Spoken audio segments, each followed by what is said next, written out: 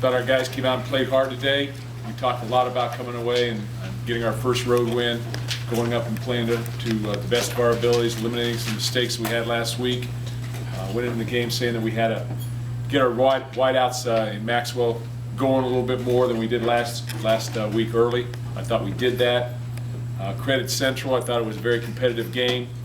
You know, really at the end of the first half with that 2-minute situation, you know, with the big pick and getting in and then getting the field goal, it went from 14 to 24. So I think that was the pendulum in the game that swung it our way, and then the first drive that we had in the second half put it to 31. But played a lot of players, played 65 out of the 70 guys that traveled here. Ran the ball okay, but threw the ball, I thought, pretty effectively. So guys got a lot of reps. There's no substitution for experience in a game, and that's what impressed me in the big scheme of things. But twice as hard to win on the road, no question, is twice as hard.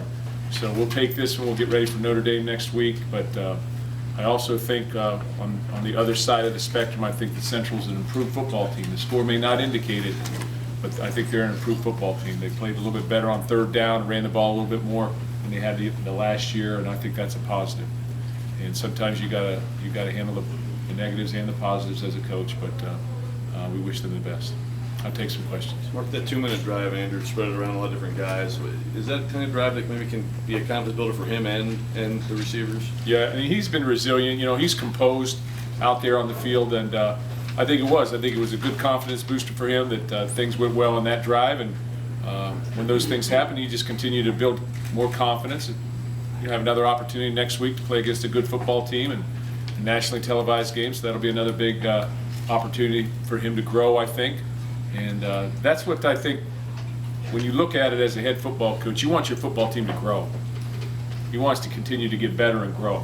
And the only way that you can grow is by playing, by having some adversity, by continuing to push through it, and then getting a little bit better and getting your feet up underneath you a little bit more, and you know, doing the little things, but handling the tough times. And that's really what you have to be able to do. So defensively, we played very, very well.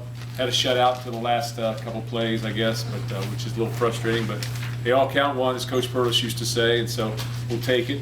But I thought we played pretty well and came away with some turnovers. We hit the quarterback, which we needed to do, and you know, special teams was solid. I was impressed with Muma's kickoffs.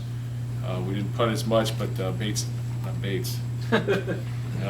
Mike Sadler had a couple great punts in there as well. So I'll take some questions. Mark, can you talk about Lawrence Thomas at fullback, your thoughts and on his performance? Yeah, LT's a guy that obviously is a great football player, and it really felt like we got to get the guy going somewhere. He's too good to not play. So whether that be tight end, whether that be fullback, whether that be defensive end, we've got some defensive ends, you know, that are pretty solid. He missed some time, you know, as far as playing on the defensive side of the ball. So the depth issue is not a defensive end. The depth issue would be more at F, probably. So, you know, he put a 280-pound fullback in there, and you know, he can move some people. So, you know, we've experimented a little bit. We wanted to play him today. We were able to do that, and I think that's going to be a positive for us as we go. Is he going to stay there? So is he going to stay there for the most part in terms of practice reps, like moving forward? Well, I think what we have to do is practice him on both sides. And, you know, I want him to be a dual player, much like Tony Lippett was last year. So he's not going to go entirely over there to offense, nor will he, you know, in my big scheme of things, I still think of him as a defensive player down the road, but we got to get him playing football, and that's what we want to do. Mark, can you talk about the decision to play Burbridge and Garrett King's among those 65? Yeah, you know, it's a tough one because you want to make sure if you're going to play your freshmen, they're going to continue to play. But I talked with them on the sideline. We practiced them all week. I think they have great skills. I think there's no question when they get the ball in their hands, they can make things happen. But they just have to get in the rhythm of the whole offense. But they can be big play players for us, and you know, they wanted to play. They knew the situation, so we've played them now. Now we'll use them, and we'll get them a little bit more involved possibly. But I thought Sims had a big catch. Dantonio Arnett has a huge catch in the game on an out and up, and you know, I thought that, you know, obviously Benny Fowler played pretty well, and, you know, Mumphrey and Lippett had a couple catches. So got the ball spread around a little bit, but we wanted to get those guys in the third, or I guess it was the fourth quarter, but if we put them in, I wanted to get the ball to them a little bit, just on hitches and different things, just to see them make plays. And, you know, you can see that they can make plays. So I think it's going to be a positive for us. I may not like it 5 years from now, but I like it right now. So. Coach, you talked